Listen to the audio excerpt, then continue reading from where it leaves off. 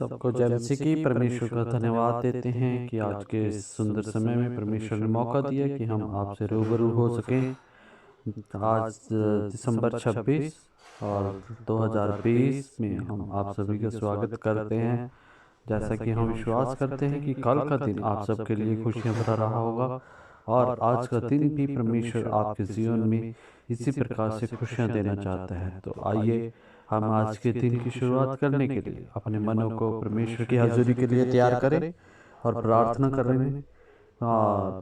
करने से पहले हम एक भजन गाते हुए परमेश्वर की महिमा करेंगे और उसके बाद भजन संहिता हम 22 को कंटिन्यू पढ़ते रहेंगे और फिर हम जो भी हमारी साप्ताहिक प्रार्थना होती है हम उसके बारे में आगे परमेश्वर से अपनी प्रार्थनाओं को मांगे।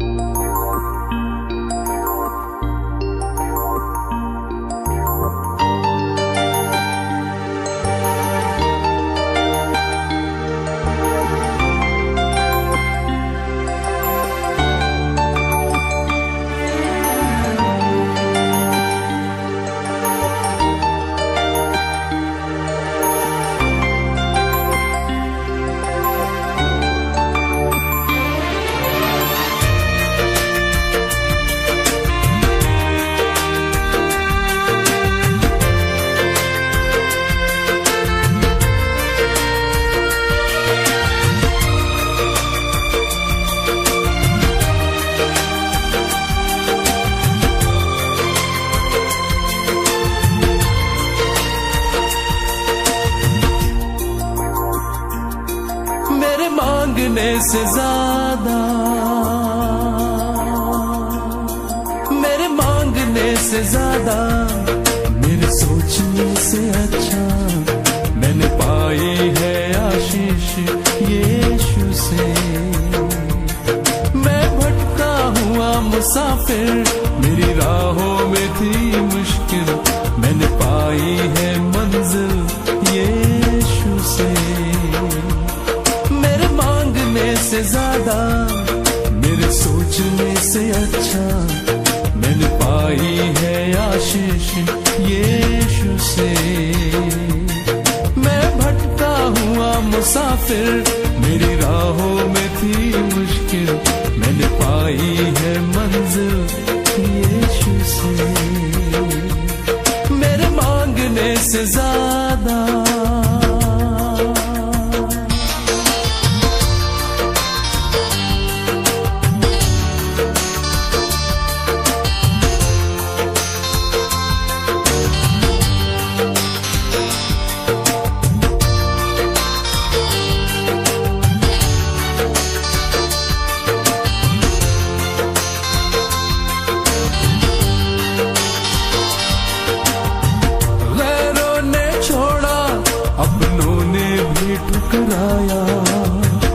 वीरान थी जिंदगी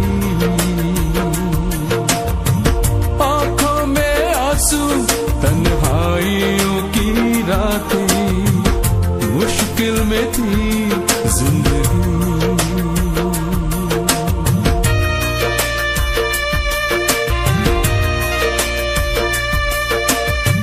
गैरों ने छोड़ा अपनों ने भी ठुकराया वीरान थी जिंदगी आंखों में आंसू तन्हाइयों की रातें मुश्किल में थी जिंदगी। तूने अपना लहू बहाया गुनाहों को मेरे धोया मैंने पाई है माफी यीशु से। मुसाफिर मेरी राहों में थी मुश्किल मैंने पाई है मंजिल यीशु से। मेरे मांगने से ज्यादा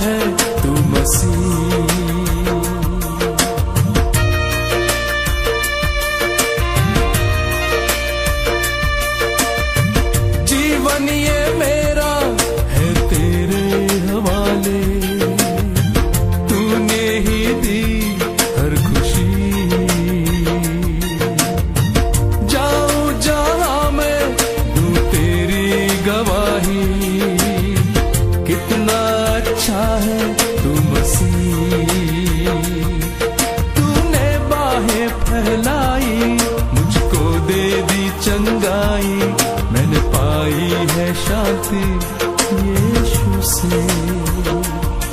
मैं भटका हुआ मुसाफिर, मेरी राहों में थी मुश्किल, मैंने पाई है मंजिल यीशु से।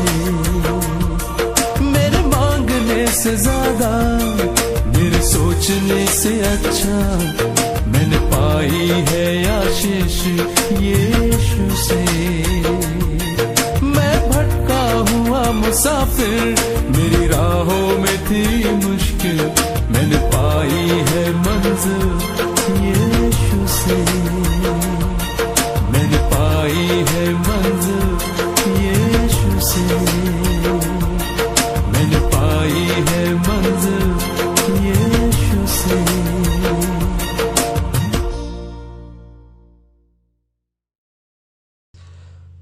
परमेश्वर का धन्यवाद देते हैं कि उसने हमें गीत गाकर स्तुति महिमा करने में आशीष दी। अभी समय है भजन संहिता पढ़ने का, तो आइए हम अपने मनों को तैयार करें और भजन संहिता से देखें। भजन संहिता अध्याय 37। भजन संहिता अध्याय 37। कुकर्मियों के कारण मत कुढ़, कुटिल काम करने वालों के विषय डाह न कर, क्योंकि वे घास की नाई झट कट जाएंगे और हरी घास की नाई मुरझा जाएंगे। यहोवा पर भरोसा रख और भला कर, देश में बसा रह और सच्चाई में मन लगाए रह। यहोवा को अपने सुख का मूल जान और वह तेरे मनोरथों को पूरा करेगा। अपने मार्ग की चिंता यहोवा पर छोड़ और उस पर भरोसा रख, वही पूरा करेगा। और वह तेरा धर्म ज्योति की नाई और तेरा न्याय दोपहर के उजियाले के नाई प्रकट करेगा। यहोवा के सामने चुपचाप रह और धीरज से उसका आसरा रख। उस मनुष्य के कारण न कुढ़ जिसके काम सुफल होते हैं, और वह बुरी युक्तियों को निकालता है। क्रोध से परे रह और जलजलाहट को छोड़ दे। मत कुढ़, उससे बुराई ही निकलेगी, क्योंकि कुकर्मी लोग काट डाले जाएंगे, और जो यहोवा की बाट जोहते हैं वही पृथ्वी के अधिकारी होंगे। थोड़े दिन के बीतने पर दुष्ट रहेंगे ही नहीं, और तू उसके स्थान को भली भांति देखने पर भी उनको न पाएगा। परंतु नम्र लोग पृथ्वी के अधिकारी होंगे और बड़ी शांति के कारण आनंद मनाएंगे। दुष्ट धर्मी के विरुद्ध बुरी युक्ति निकालता है और उस पर दांत पीसता है। प्रभु उस पर हंसेगा, क्योंकि वह देखता है कि उसका दिन आने वाला है। दुष्ट लोग तलवार खींचे और धनुष चढ़ाए हुए हैं, ताकि दीन दरिद्र को गिरा दे और सीधे चाल चलने वाले को वध करे। उनकी तलवारों से उन्हीं के हृदय छीदेंगे और उनके धनुष तोड़े जाएंगे। धर्मी का थोड़ा सा माल बहुत से दुष्टों के धन से उत्तम है, क्योंकि दुष्टों की भुजाएं तो तोड़ी जाएगी, परंतु यहोवा धर्मियों को संभालता है। यहोवा खरे लोगों की आयु की सुधि करता है और उनका भाग सदैव बना रहेगा।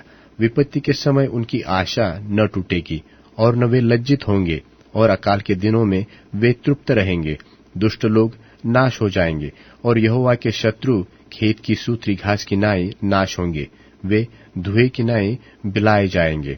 दुष्ट क्रून लेता है और भरता नहीं, परंतु धर्मी अनुग्रह करके दान देता है, क्योंकि जो उससे आशीष पाते हैं वे तो पृथ्वी के अधिकारी होंगे, परंतु जो उससे शापित होते हैं वे नाश हो जाएंगे। मनुष्य की गति यहोवा की ओर से दृढ़ होती है और उसके चलन से वह प्रसन्न रहता है। चाहे वह गिरे तो भी पड़ा न रह जाएगा, क्योंकि यहोवा उसका हाथ थामे रहता है। मैं लड़कपन से लेकर बुढ़ापे तक देखता आया हूँ, परंतु न तो कभी धर्मी को त्यागा हुआ और न उसके वंश को टुकड़े मांगते देखा है। वह तो दिन भर अनुग्रह कर करके क्रुण देता है और उसके वंश पर आशीष फलती रहती है। बुराई को छोड़ और भलाई कर और तू सर्वदा बना रहेगा, क्योंकि यहोवा न्याय से प्रीति रखता और अपने भक्तों को न तजेगा। उनकी तो रक्षा सदा होती है, परंतु दुष्टों का वंश काट डाला जाएगा। धर्मी लोग पृथ्वी के अधिकारी होंगे और उसमें सदा बसे रहेंगे। धर्मी अपने मुंह से बुद्धि की बातें करता और न्याय का वचन कहता है। उसके परमेश्वर की व्यवस्था उसके हृदय में बनी रहती है, उसके पैर नहीं फिसलते। दुष्ट धर्मी की ताक में रहता है और उसके मार डालने का यत्न करता है। यहोवा उसको उसके हाथ में न छोड़ेगा, और जब उसका विचार किया जाए तब वह उसे दोषी न ठहराएगा। यहोवा की बाट जोहता रह और उसके मार्ग पर बना रह, और वह तुझे बढ़ाकर पृथ्वी का अधिकारी कर देगा। जब दुष्ट काट डाले जाएंगे तब तू देखेगा। मैंने दुष्ट को बड़ा पराक्रमी और ऐसा फैलता हुआ देखा जैसा कोई हरा पेड़ अपने निज भूमि में फैलता है, परंतु जब कोई उधर से गया तो देखा कि वह वहां है ही नहीं, और मैंने ही उसे ढूंढा परंतु नहीं पाया। खरे मनुष्य पर दृष्टि कर और धर्मी को देख, क्योंकि मेल से रहने वाले पुरुष का अंतफल अच्छा है, परंतु अपराधी एक साथ सत्यानाश किए जाएंगे। दुष्टों का अंतफल सर्वनाश है, धर्मियों की मुक्ति यहोवा ही के ओर से है। संकट के समय वह उनका दृढ़ गढ़ है, और यहोवा उनकी सहायता करके उनको बचाता है। वह उनको दुष्टों से छुड़ाकर उनका उद्धार करता है, इसलिए उन्होंने उसमें अपनी शरण ली है। अभी समय है प्रार्थना का। हम प्रार्थना में जाएंगे और प्रार्थना करेंगे प्रमुख 3 बातों के लिए। सबसे पहले, जैसा हमारे प्रभु यीशु मसीह ने हमें सिखाया है, उसमें प्रभु यीशु मसीह हमसे चाहते हैं कि हम उसका नाम पवित्र माने। जैसे कि हम जानते हैं कि परमेश्वर पवित्र है, तो उसी तरह से उसका नाम भी पवित्र है। और परमेश्वर का नाम पवित्र सिर्फ शब्दों में ही नहीं, बल्कि हमारी जिंदगी के हर एक पहलू में पवित्र माना जाए। आगे दूसरी जो बात परमेश्वर का प्रार्थना हमें सिखाता है, हे प्रभु तेरा राज्य मेरी जिंदगी में पूरा हो। किस तरह से हम परमेश्वर के राज्य को अपनी जिंदगी में पूरा कर सकते हैं? क्योंकि परमेश्वर का राज्य स्वर्ग में हमेशा पूरा हुआ है और होता है। उसी प्रकार से हम चाहेंगे कि परमेश्वर का राज्य हमारी जिंदगी में भी पूरा हो। और जो एक तीसरी बात परमेश्वर हमसे सिखाता है, हे प्रभु हमारे जीवन की रोटी। जीवन की रोटी क्या है? जीवन की रोटी है परमेश्वर का जीवित वचन। और वो वचन हमें सिर्फ रविवार को ही नहीं, बल्कि परमेश्वर का वचन हमें हर दिन हर समय अपनी जिंदगी में मांगना चाहिए। और जो एक फाइनल और अंतिम परमेश्वर की बात वचन से हम सीखते हैं, वो है हमारे अपराधों को परमेश्वर क्षमा करे, ताकि हम परमेश्वर के उस वचन में हमेशा, परमेश्वर के उस विश्वास में हमेशा आगे बढ़ पाए। और इस प्रकार से परमेश्वर की प्रार्थना से हम मुख्य 3 बातों को अपने जीवन में सीखते हैं। अगला जो चरण है हमारी प्रार्थना का, वो है हमारी निजी जीवन की प्रार्थना। हमारे निजी जीवन की प्रार्थना हम हो सकता है कि कुछ अन्य हमारे पासवानों से, हमारे पारिवारिक सदस्यों से, हो सकता है हमारे रिश्तेदारों से हम शेयर करते हों। लेकिन यह समय है कि हम परमेश्वर के हाथों में अपने आप को दें और एक बार फिर से मनन करें कि परमेश्वर हमें समझ और पवित्र आत्मा का वरदान दे, ताकि हम एकचित होकर अपनी तमाम आकांक्षाओं को आपके पवित्र हाथों में दे सकें और प्रार्थना कर सकें तमाम बातों के लिए।